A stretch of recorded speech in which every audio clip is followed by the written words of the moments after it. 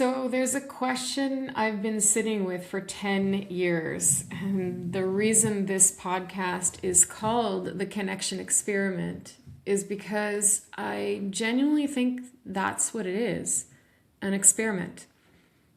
Connection isn't something we're born knowing how to do. At least I don't think it is.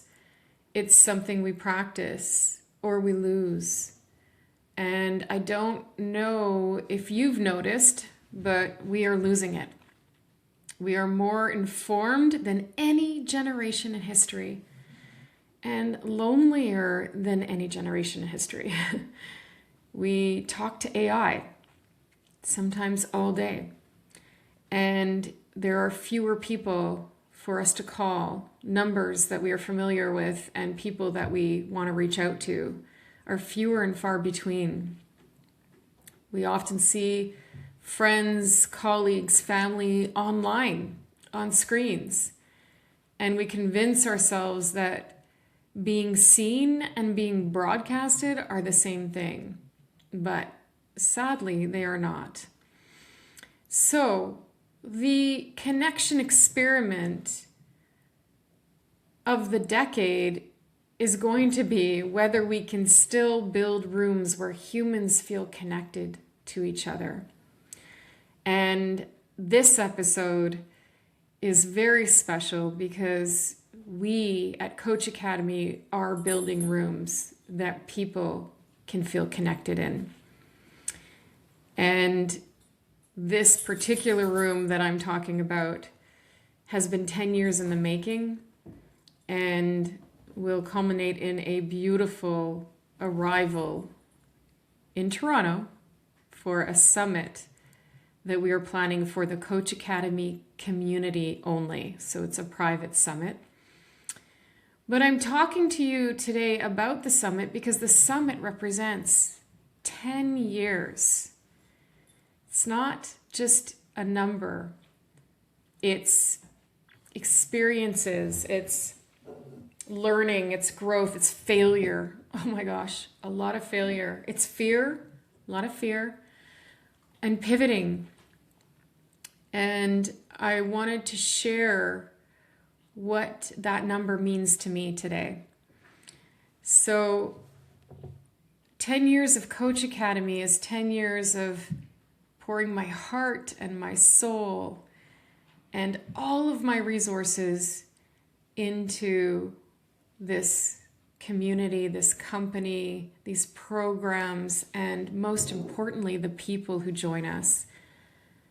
And I really am feeling so grateful to sit here with my coffee, cheers, my dogs on a rainy, chilly April morning on a beautiful farm that I live on with my partner, to be able to share with you what that journey has been like, in hopes that you will also perhaps see yourself in some of the parts that I share.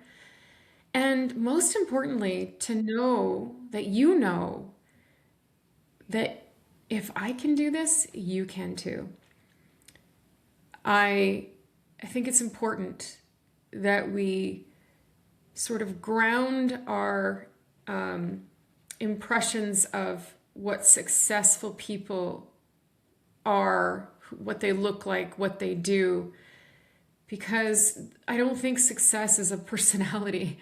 It's something you chase perhaps, and you cultivate and you work really, really hard on, if you're me anyway.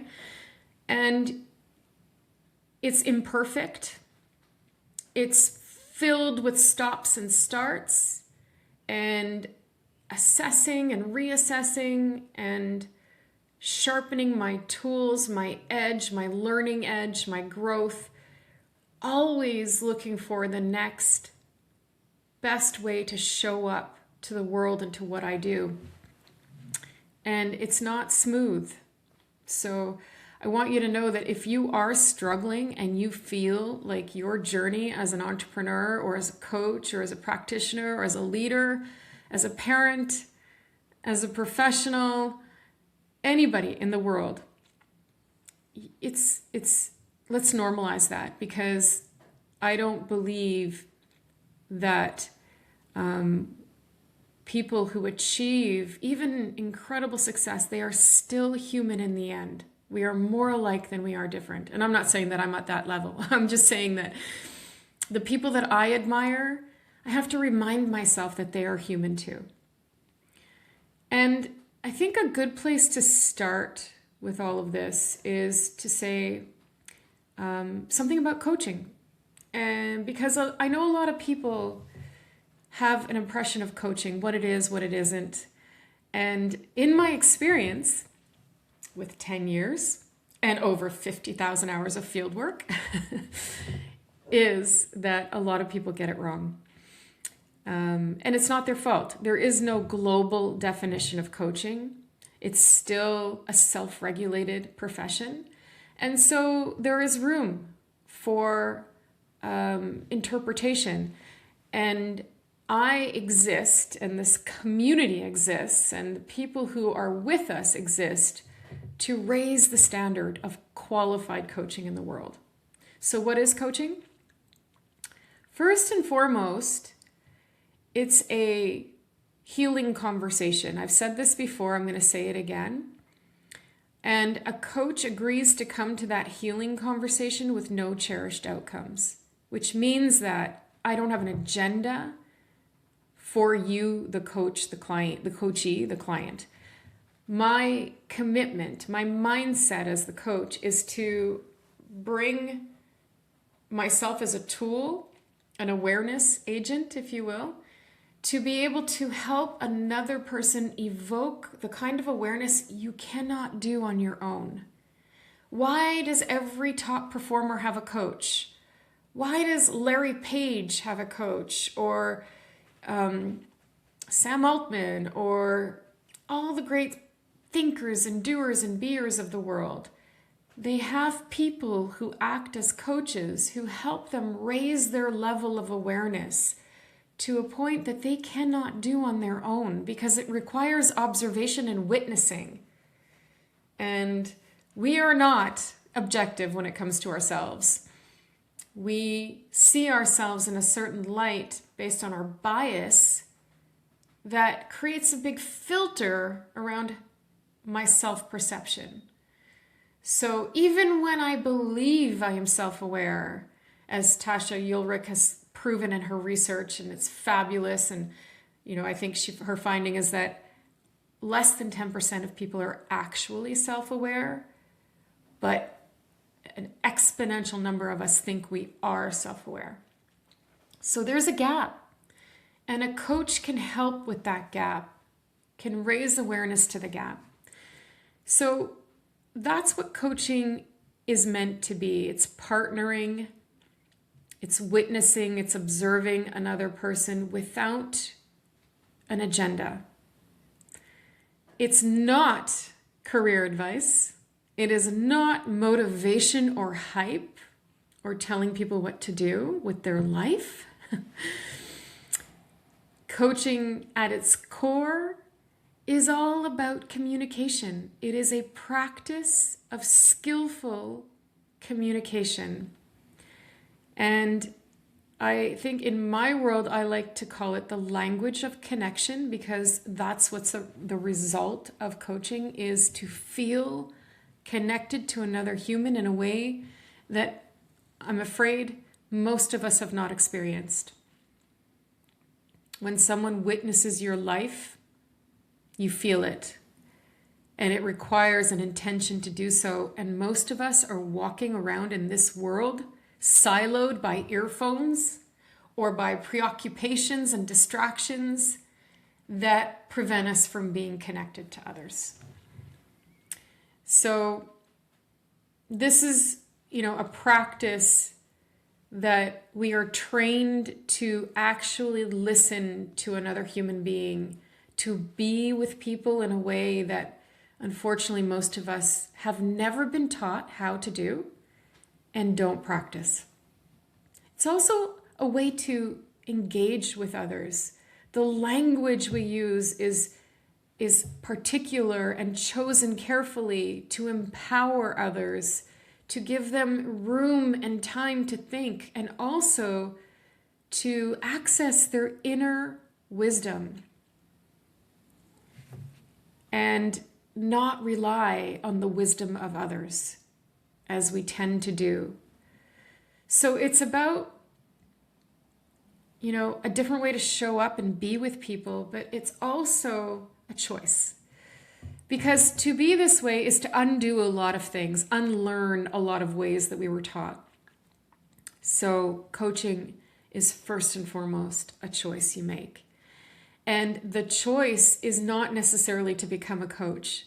The choice is to become a better person, a better human, to learn ways of being with others that change the way people see you and feel you. And so it's a personal development as much as professional. It's decide on what you want it to be. But when you learn the language of coaching, doors open, relationships change for the better. And those that are not changing for the better are the relationships that you were never meant to keep anyway.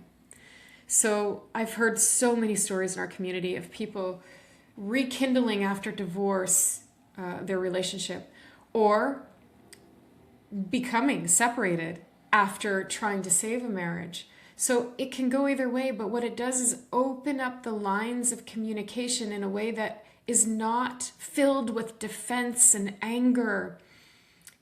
It's a way of being with people that allows people to feel seen and heard and gives them the courage, hopefully. I believe it gives people the courage to say the things they wouldn't otherwise be able to say. So that's the whole thing. And I wanted to talk about that because I really have been sitting in a very privileged position for the last 10 years and more, because my coach training started 15 years ago.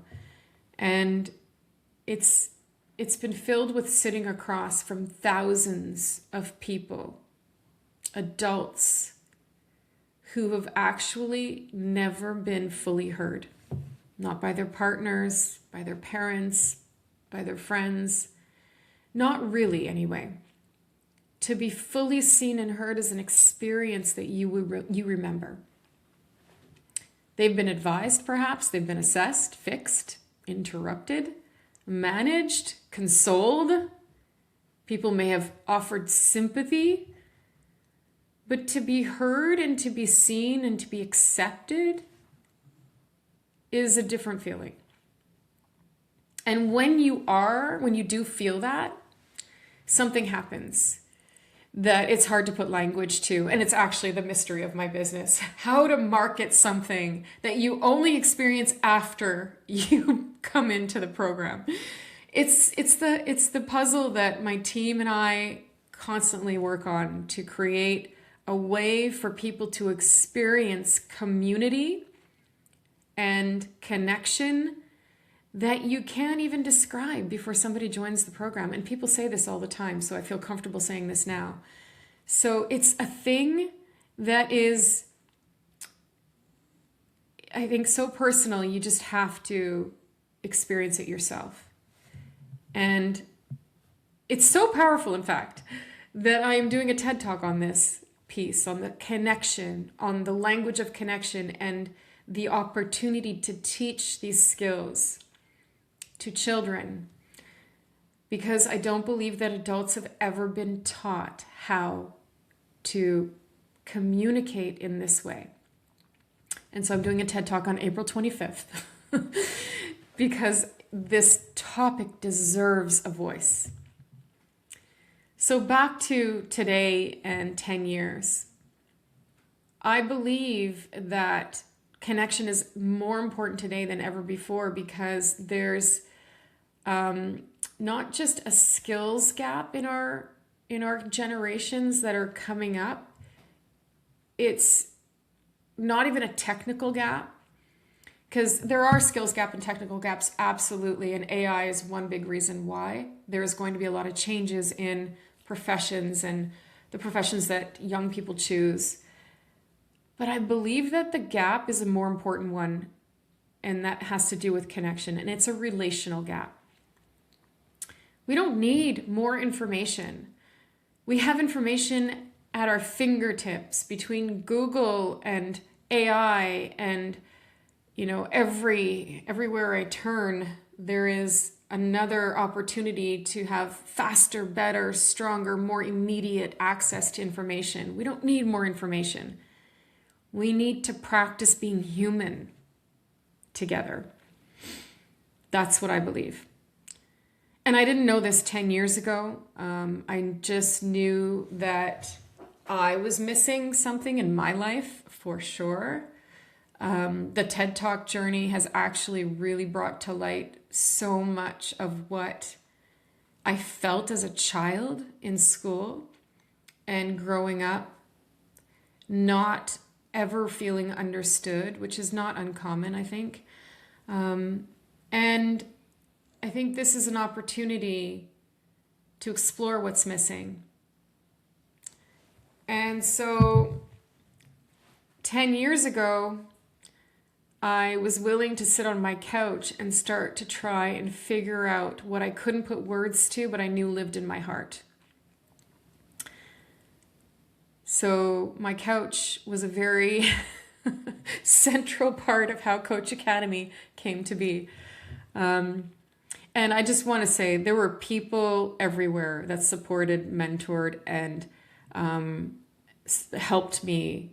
I was definitely not alone. This is not a journey that I started alone, and it has never been one. I don't think you can be an entrepreneur and be alone in your journey. There are too many people who support what you do along the way. So I just want to say that flat out. But I'm going to talk about what I did in my experience.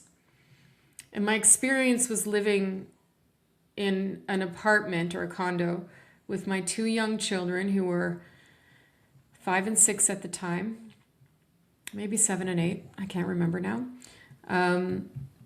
I was building a website, and I had made the decision to leave a job, a full-time job, to start a company with a partner that I think I believed in his vision and what was possible more than I believed in my vision. But I had one thing that he didn't have, and I don't think anybody that I knew had, that I needed, which was determination and the willingness to do the work. Because in the end, I'm a worker. And I know some people are going to go, oh no, you need to, work-life balance, work-life harmony. I am somebody who is driven by results and progress. And I thrive when I see movement. And I love to experience movement. So I'm a doer, and I am pretty persistent, I'm going to say, because, and I know when to let go of the bone. Let's say we use the dog with a bone analogy. I am persistent until I understand that this is futile. I'm not doing this anymore, and I drop the bone. And I think some people don't know where that line is for them. But for me, I was very clear when I needed to stop pursuing something. So I was able to pivot quickly. And I think that's also one reason why the company is what it is today. But so let's go back 10 years. I'm sitting on my couch building a website. I have no idea what I'm doing. I'm using Wix. I'm piecing things together. And I'm watching YouTube tutorials. I'm also listening to a ton of podcasts and YouTube, listening to all kinds of motivational speakers. And one of my favorites, not a motivational speaker, but one of my favorite intellectual minds out there today is Tim Ferriss. I would listen to him endlessly. And I also had the benefit of having the influence of Dan Sullivan and his work at Strategic Coach in my life with books and previous experience in his program as an assistant back in 2000-something, 2007, 2009, let's call it. So I had experience around what I needed to fill my mind with. I knew what I needed to not pollute my energy. And I say that because it's important, because a lot of people lose track and get sidelined because of noise. Let's call it noise. Maybe it's family, friends, maybe it's your own inner voice. I was really good at drowning out the noise in my head, purposefully, intentionally. And then when I wasn't. Like, I would have a good cry. I would feel rage. I would go for a drive. I would listen to good music. I would take breaks. And then I would get back to it quickly. So it's this, stop and start is, I think, a very important part of entrepreneurial journeys that we don't talk enough about. So I built this website. I also had a very strong passion for words, for language. I was in communications. I was always writing. I did a little stint as a journalist for a while, but I was writing all the time. I always thought I would be a fictional writer, to be honest, in my older years. And so I loved language. I loved the power of words, and I would play with that in a marketing way, and I would learn a lot from just researching and blogs, actually. And then I was writing emails, tons of emails, 120, I'm going to say, on average, emails a day would leave my inbox to approach people who I cold approaches, who I was trying to get into our program. And that was a daily grind, and most of those would go unanswered. But then every once in a while, one would show up, and I would nurture relationships if they did answer. And I know that part of my experience really shaped me, because relationship is so important in what we do, building a business. And sometimes after 8 months of, constant checking in and sending articles and staying in touch with people, they would show up in a workshop. And at that time, I was running, a few workshops a year. I'm going to say 3, maybe 4, with about 6 to 8 people in them. And some of those people were my friends. Some of those people in the early days were people I literally bribed to come in. Please, I'll give you a certification if you just sit in there and participate, and you'll love it. I know you will, but I need bodies in my workshop. So that's what you do when you're starting out. You don't have all the answers. You don't have all the resources you need, and you make it work. And I think that's an important thing to know too. Like running pilots, asking for feedback from people, doing free, workshops, seminars, webinars, whatever you want to call them, to get feedback. That's a key area of growth that I believe also helped me.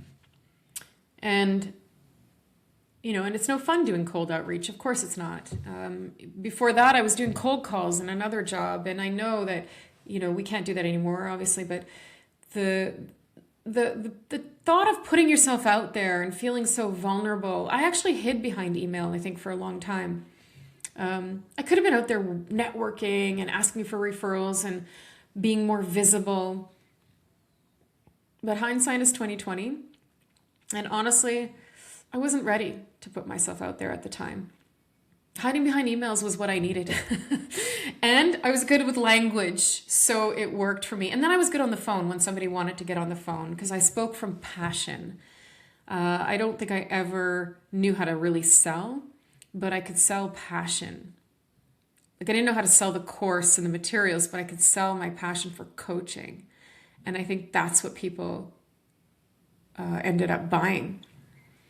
And then found out for themselves how powerful it was. So it was me in a spreadsheet and a lot of, no replies. And I was wearing every hat at the time because you have no money. And so you can't afford to hire people. And so you're the bookkeeper, the marketer, you're the salesperson, you're the facilitator, you're the mentor, you're the, you create the curriculum. And yes, I had help, and I had mentors who helped with the curriculum. In the early days, I also had a mentor who supported my facilitation style, and I learned a lot from. So I shadowed people. I did my time before I was confident to stand in front of a room alone with others who were better, smarter, and more experienced than me. And I think it's important to seek those people out. Surround yourself with people who are better, smarter, and more experienced with you, because that's how you become better, smarter, and more experienced. And so community was always a big part. Now, today we have this incredible community at Coach Academy. I wish I had had that when I was coming up. And it's the reason why it was so important to me to create community around this certification and our programs. So our beautiful private community is thriving and buzzing with additional continuous learning and peer support and all the things a coach needs to be, their best selves and their most confident selves as a coach. And I think that's the key to really discovering what you're capable of. So, and then of course there were the nights when I didn't know what I was doing. I asked myself, who am I kidding? Like, what am I doing? Can I really do this? And after I would have those moments, then I'd have a workshop where I'd have a conversation on the phone, or somebody would write me. And I would be reminded of the power of the work that we do, or that I do, or that I was doing at the time. And the experience of the people in the programs was all the proof I needed to keep going. It was what restored my faith every single time. And you know how faith works. When I would think this was it, I couldn't do it again anymore, I would get an email. I would get a call of somebody expressing gratitude or a story about how their lives changed. And that was partly, I think, my reticular activating system, cultivating the mindset of looking for opportunities on a regular basis. And then also it was partly just, I think, the universe and karma in action, because when you're on the right path, things like that happen. Jim Collins has a new book coming out. I can't wait to read it. I'm forgetting what it's called at the moment, but it's about discovering your code, what you're meant to do in life. And my code is absolutely curriculum, program design, and facilitation. And all of that has to do with coaching. But I love to learn, and I love to take information and package it in a way that people can enjoy it and learn and experience it. And that's my passion, absolutely. And I was reminded that, this work is beyond me. It's not about me. It's about the people who get to experience it. And it always was. The mission was always about multiplying the impact of coaching in the world. And so the data of the people, the information that I was getting back, the feedback, in other words, was the experiment working. The connection experiment was working. And the lesson over those first 4 years, as I look back, I think is that connection is built one conversation at a time, and you have to take the time. There's no shortcuts. The grind is the lesson. Without it, I would not know what I know today. And if my path had been easier, I don't think I would be here right now. I wouldn't be as resilient or determined. And I wouldn't have had to test my will and my belief and my mission along the way to truly earn this place that I cherish at this moment, and I sit with privilege, I believe. And then the door blew open. Because you can't predict the path your company or the trajectory your growth will take, or your entrepreneurial journey will take. At times is very unpredictable. And so at that time, it was 2020, and if we all look back and think back, what was I doing in 2020, especially March of 2020, we can all think about the world shutting down. And before COVID Coach Academy was an in-person company. We were in hotel rooms and conference halls and big cities and coffee and croissants on the table and eye contact and, meeting people in person. And then overnight it was gone. And I had 8 people starting a workshop in March of 2020. And isolation was happening, just being announced. And I had to adapt or die. Literally, those were my choices. Adapt or go out of business. And the entire cohort agreed to convert a 13-week program that involved 3 days on site and some online already into a 26 fully online program. And the rest was a huge learning curve because every week I had to prepare the lesson and convert this program into a fully online 2 hours a week program. It was scary. It was not an easy pivot, and I can't even tell you it was elegant. I was terrified, but I also knew that I could do it because it energized me. The challenge really brought me to life, and I knew the program itself was strong enough and was built to break through, the digital Zoom walls. Because the program isn't the program. The program is the experience the person has in the program. And that was what I built my confidence in, is I had faith that the power of learning coaching skills could translate any divide. And then, something happened that I realized, that first cohort was amazing. In fact, one of the students ended up working for me for 5 years as an admissions coach, Wendy. Wendy was incredible. She always joked that she showed up for her program and then she just never left. It was an amazing cohort and it was an amazing experiment. Again, another connection experiment that really worked. And so the door opened and I had to walk through it. And that was a choice. I didn't have to walk through it. I could have said, okay, I guess I'm done as an entrepreneur and I'm going to go find a job. There were many other options, but I chose, and it wasn't a choice I'm going to say that I made consciously. It was a choice that I made as a result of the information I had and the calling in me to do that.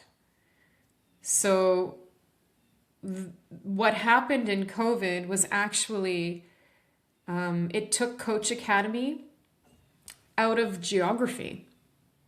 Suddenly, not just the country was within reach, but the world was in reach. And the days of travel and hotels and long day events and people leaving their families for a weekend to come to these courses and parking and hotels and all those restrictions were gone.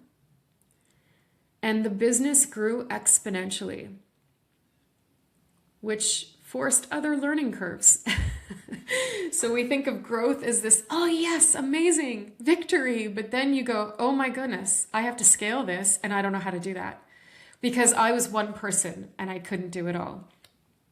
I didn't have enough time, enough parts of me to service the people that I wanted to service in the way that I wanted to service them. And so that was one learning curve. The other one was digital marketing became a huge learning curve because it was what we built our business on in the end. Before, after all those hours and days of email marketing, it moved to digital marketing. Then it was hiring learning curves. Then it was accounting learning curves. All part of scaling. And it's the only, I don't think, well, maybe some people have mentors and resources. And I did have mentors for sure. And I did have people that I could count on and great resources. But it's really the only thing, it's the kind of experience you only learn in doing. Having it, being in it is the best experience for sure.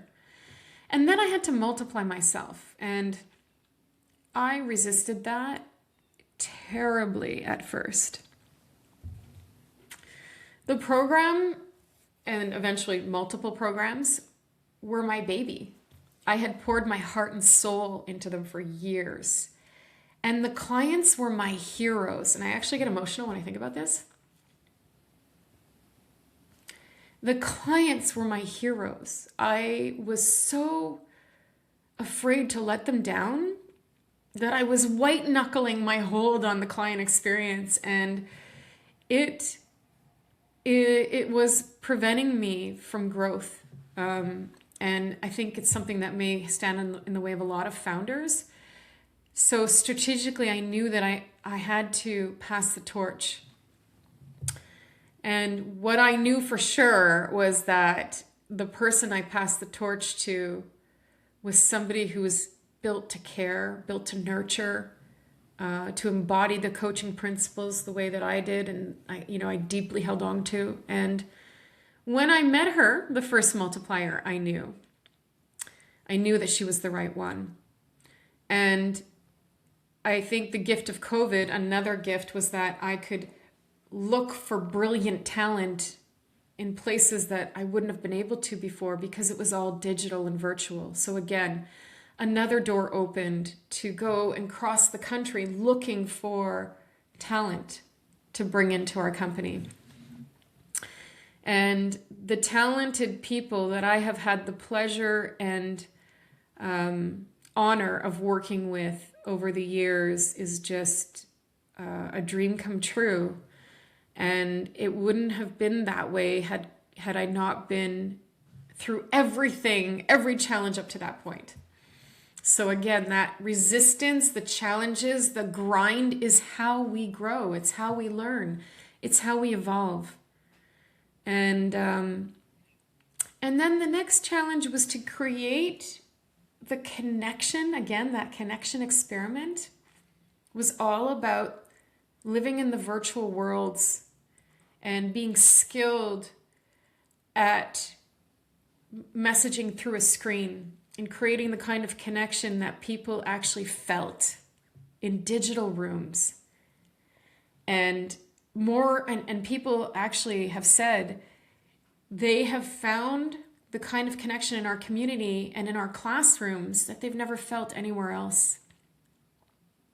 So that's when I fully understood that the pandemic had forced the growth of our company, and because of the choices that I made along the way and that others around me helped to support, it became the reason for our success, actually. So it also told me that connection is not a medium, it's not a room, it's not a live conference room or a hotel lobby. It's a practice. It's something that we choose to do by the language we speak and how we show up for others. And again, that is the experiment. The next chapter surprised me. After COVID, the company started to grow in a way that was no longer about me doing everything. It had to do with people coming together in a team who cared as much as I did and who supported each other in all the ways that we grew together and still grow together. And I had to let go of my control. I had to be coached on letting go of my control. As a coach, I can let go. Absolutely. It's easy because it's a persona that I embody as a coach. But in my life and as a leader, that's been a really tough place to land. And I'm very conscious of it. So I sit with my own control issues every day, and I have to be coached on them regularly. Because letting go is what you need to do as a leader. I was the bottleneck. If I look back on any place that the company might have stalled or had a hiccup, it was because of me. I was the bottleneck. And caring too much can do that.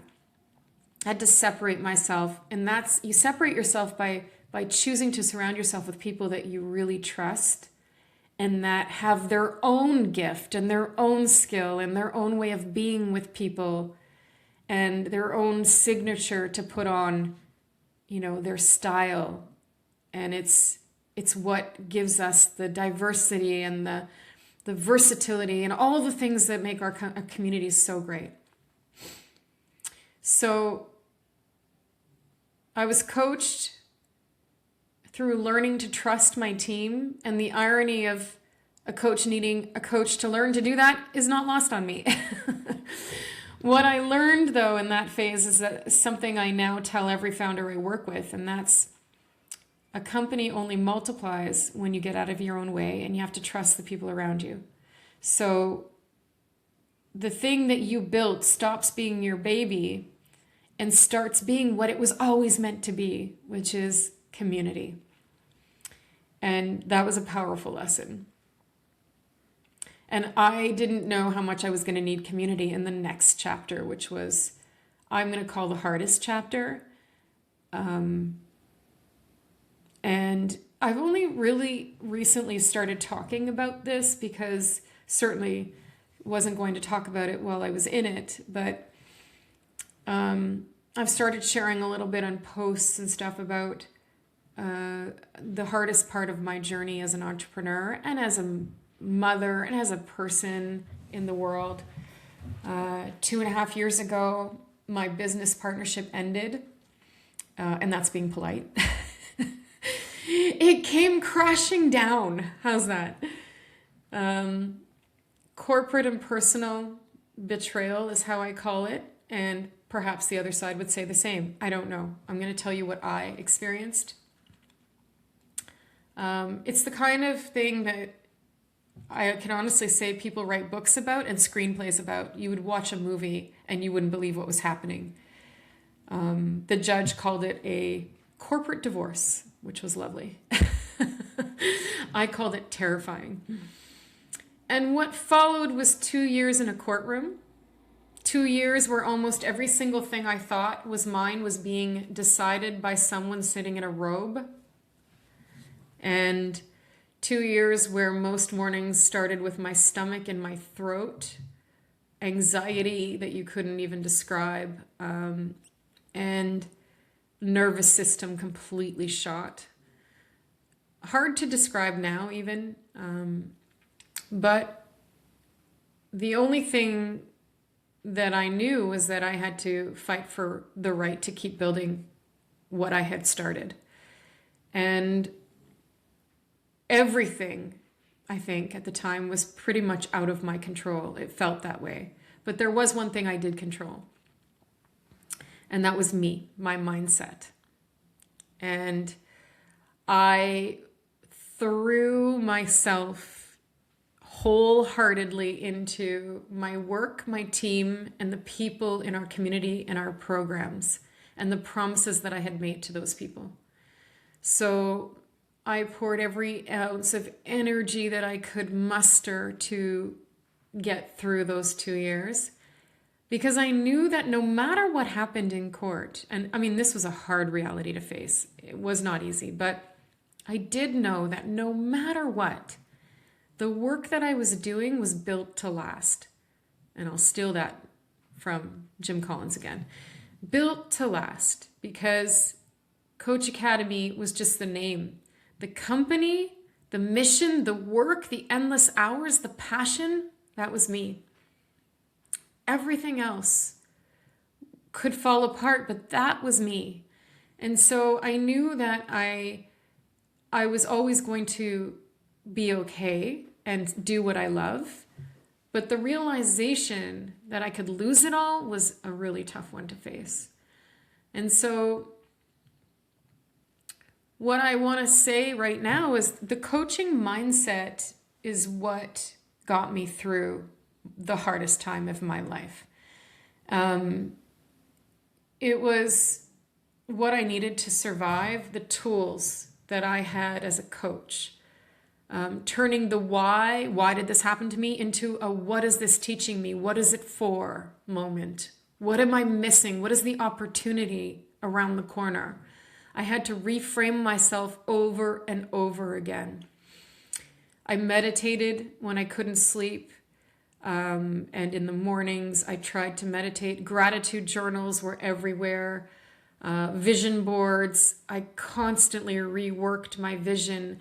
I would walk and visualize. I would do, all the things that I thought I needed to do to keep my vision for what I wanted, not what I didn't want, because that was always haunting me, the what I didn't want. So I had to really work on programming my reticular activating system to pay attention to the things I wanted so that I wouldn't be drowning in the threats that I was facing every day. There were days where I felt lost. It wasn't easy. I felt fear, so much fear. Grief. I didn't know I was grieving until I started a program at Harvard. One of my classes from my master's program was on grief. And I showed up to that class expecting to learn, some skills to support coaches to support people in grief. And I turned out to be the person grieving. So, and my kids were grieving, and it was a loss that was all-encompassing in that time. So it was easy to lose myself, and so I had to come back to the tools, the mindset, the focus of a coach. And those moments of dread and fear and grief would pass. They're like waves. They do pass. Nothing stays good, nothing stays bad. And so I would refocus, and I would get better questions, and I would push through, and I would be coached a lot. I leaned on my team. I leaned on the people in my life who were supportive. My parents, oh my God, my parents were amazing.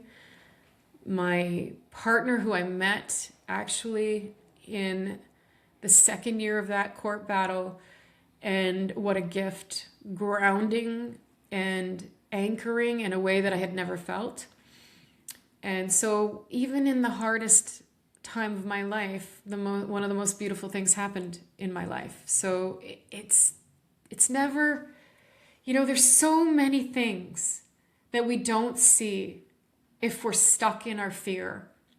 And on June 1st, I got out of bed to discover that the judge had granted me full ownership of the programs and the company I had built. And that day was, it was like freedom. Freedom and unbearable emotion. Because freedom doesn't come easy, and freedom has a price. And the price was huge, not just financially, but also physically and emotionally. So there are ways, that I have learned to cultivate the mindset of a coach, even when I didn't know I could. Like, I had to fight and work to do so. And it's the reason I'm sitting here today. I can talk to you about connection. I can talk to you with authority about the power of coaching because I have lived the power of coaching many times in my life. And I think that we have to, share that knowledge with people and to support you in finding your strong ground, to borrow from Brené Brown and her recent book. Strong ground, which is also the topic of our book club this month, which is amazing. Then after that came healing, came more grief, a quieter time in my life, quieter than I think I've ever known, and re-engaging with a new reality and a new fire inside me to build legacy, to pay it forward, to honor the last 10 years, and to create spaces where people can go through something like I did and come out on the other side feeling supported, nurtured, and equipped with the tools you need to get there. because that's what it was like. I knew that I had community around me. I had a passion and a mission. I had something that I wanted to bury myself in and it was knowledge, and it was experience, and it was people, service to people, being in service to people, and awareness, and knowing that my mind is my greatest asset, and you are your greatest asset. We are all our own greatest assets. We give way too much power to the people and to the things around us. Consumerism and shiny objects everywhere. But in the end, our minds are our greatest source of being. And feeding your mind with good, knowledgeable, beautiful information, connection, people, the things you surround yourself with are so important. So, I got the gift of freedom. I also got the gift of connection. I got the gift of love.